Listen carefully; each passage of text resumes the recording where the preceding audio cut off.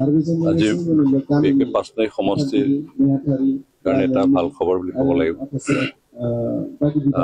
পাঁচনাই সমষ্টি এৰিয়াৰ ভিতৰত আজি নতুনকৈ নিৰ্মাণ কৰি উলিওৱা দুখন প্ৰাইমেৰী স্কুলৰ ঘৰ মুকলি কৰা হ'ল। এখন হ'ল আমাৰ হাদানগুৰি প্ৰাথমিক বিদ্যালয় আৰু আনখন হৈছে পাটাবাৰী প্ৰাথমিক বিদ্যালয়। 2020 চনত যেতিয়া মই এইখন গাঁৱত যদিও পাঁচনাই চেৰপাং এৰিয়াৰ ভিতৰত কিন্তু ভোটাৰ হিচাপে এইখন গাঁৱৰ ৰাইজ ভৈৰৱকুণ্ড সমষ্টিৰ ভোট দিয়ে আৰু সেইকাৰণে ইয়াত ইলেকশ্যন কেম্পেইনৰ কাৰণে যেতিয়া আহিছিলোঁ আমাৰ এইখন স্কুলত মই মিটিং কৰিছিলোঁ। স্কুল বেৰ চেৰ নাই, টিং মাত্ৰ আছিল, বৰষুণ ভিজি সেইদিনা মিটিং কৰি গৈছিলোঁ আৰু সেইদিনাখনে মই ৰাইজক কৈছিলোঁ যে যদি আমি চৰকাৰ গঠন কৰিব পাৰোঁ তেতিয়া এইখন বিদ্যালয় বেলেগ বেলেগ কাম বাদ দি হ'লে এইখন বিদ্যালয় আগতে নিৰ্মাণ কৰিম। সেইমতে ৰাইজে আশীৰ্বাদ কৰিলে, আমি চৰকাৰ গঠন কৰিলোঁ। চৰকাৰ গঠন কৰাৰ পিছৰ পৰাই মই এইখন বিদ্যালয়ৰ কাৰণে বিভিন্ন পুঁজিত আঁচনিটো অন্তৰ্ভুক্ত কৰিবলৈ চেষ্টা কৰিছিলোঁ, কিন্তু ফাণ্ড কেতিয়াবা লিষ্ট অন্তৰ্ভুক্ত হ'লেও ফাণ্ড শ্বৰ্ট হোৱাৰ কাৰণে আকৌ কাটা যায়। এনেকৈ 2021, 2022, 2023 ৰৈ গ'ল। তাৰপিছত 2024 চনত এইখন আমাৰ লিষ্টত অন্তৰ্ভুক্ত হ'ল আৰু চেংচন হ'ল আৰু সেইমতে কাম আৰম্ভ কৰিলে আৰু ইয়াত বিশেষকৈ আমাৰ নিৰ্মাণ কাৰ্যত হেমেন মছাৰী ডাঙৰীয়াই দায়িত্ব লৈছে আৰু তেওঁ 2.5 মাহৰ ভিতৰতে এইখন বিল্ডিং কমপ্লিট কৰি উলিয়াইছে। আনখন হ'ল বটাবাৰী প্ৰাথমিক বিদ্যালয়, এইখন আজি আমি মুকলি কৰিলোঁ। 2022 চনত জাষ্ট এনেই মাজবাট এৰিয়াৰ গাঁওবিলাক এৰিয়াৰ ৰাস্তাবিলাক কেনেকৈ চাবলৈ আহিছিলোঁ। চাব দেখিছোঁ তাত স্কুল ভঙা চিঙা, তাৰপিছত বেৰা নাই। সেইদিনা স্কুল আছিল নে ক্লাছ আছিল নে নাজানো, কিন্তু ছাত্ৰ ছাত্ৰীসকল তাত বাহিৰত খেলি আছিল। স্কুলত কিবা শিক্ষক সেইদিনা নাছিল আৰু তাৰপিছত মই সুধি পুছি গম পালোঁ এইখন বটাবাৰী স্কুল হয়, চৰকাৰী হোৱা নাই আৰু শিক্ষক আছে কিন্তু সেইদিনা নাছিল। গাঁৱৰ এজন লগ পাই তেওঁলোকক সুধিলোঁ গোটেই কথা, কিন্তু স্কুলটো বহুত পুৰণা হয় কিন্তু ইয়াত বিল্ডিং নোহোৱাৰ কাৰণে ছাত্ৰ ছাত্ৰী নাহে। ওচৰ পাজৰ প্ৰায় 3খনমান গাঁও আছে আৰু 3খন গাঁৱৰ ছাত্ৰ ছাত্ৰী যেতিয়া আহে প্ৰায় 100তকৈ বেছি হ'ব বুলি কৈছে। তাৰপিছত তেতিয়া আমি 35জনে কিমান ছাত্ৰ ছাত্ৰী পাইছিলোঁ। তাৰপিছত সেইদিনা দেখি পেলাই মই মনে এটা সিদ্ধান্ত ল'লোঁ যে এইবাৰ যদি আমি পুঁজি পাওঁ তেতিয়াহ'লে এইখন বিদ্যালয়ত নতুনকৈ ঘৰ নিৰ্মাণ কৰি দিয়া হ'ব।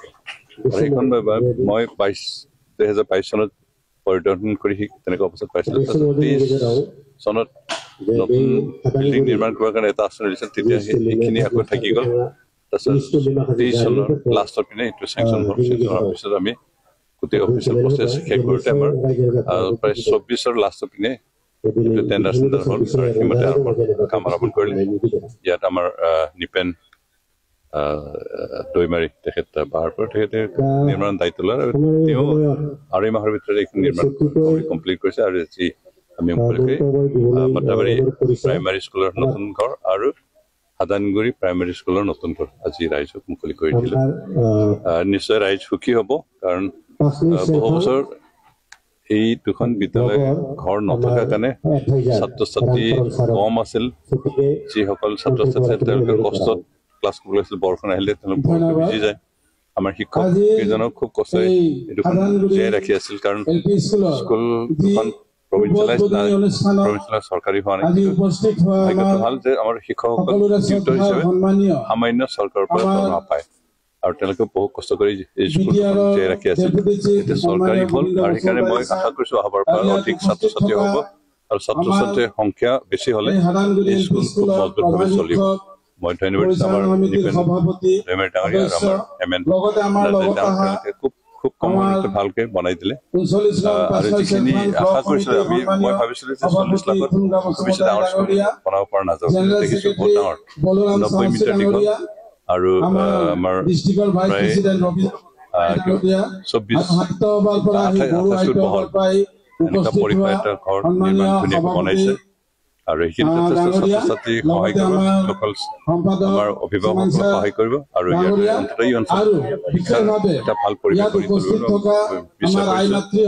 মই ভাবোঁ যে ৰাইজ সন্তুষ্ট হৈছে আৰু ইয়াতে বঞ্চিত কৰি ৰাখিছিল বিটিআৰ চৰকাৰৰ এতিয়া বৰ্তমান এই অঞ্চলৰ উন্নয়নৰ মুখ চাবলৈ গৈছে কি ক'ব মানৱ সম্পদ আগৰ চৰকাৰৰ কথা আৰু কি ক'ম তেওঁলোকেতো টকা লুটিবলৈ কোনোবা MCLA কোনোবা EMCL কোনোবা MLA হৈছে তেওঁলোকে জনসাধাৰণৰ উন্নয়নৰ কাৰণে জনসাধাৰণৰ কাৰণে কাম কৰি নেতাগিৰি কৰিবলৈ অহা নাছিল কিন্তু UPPL নীতি আৰু আদৰ্শটো হ'ল ৰাইজক সেৱা কৰা ৰাইজৰ আমি চৰকাৰ হোৱাৰ পিছত আজি 4 বছৰৰ ভিতৰত 4 বছৰ এতিয়ালৈকে 5 বছৰ হোৱা নাই আৰু 3 মাহ 4 মাহ বাকী আছে আৰু 4.5টা বছৰ মই নিজৰ খণ্ডৰ পৰা এইটো সমস্যাৰ ভিতৰত 5টামান ৰাস্তা বনাইছো 3-4টামান ঠাইত খোৱা পানী কৰিছো দুখন স্কুল বিল্ডিং নিৰ্মাণ কৰিলো আৰু কৰিবলৈ লগা আমাৰ আছে যদিও সমষ্টিৰ মোৰ সমষ্টিৰ ভিতৰত নপৰে তথাপি এই সমষ্টিৰ যিখিনি ৰাইজ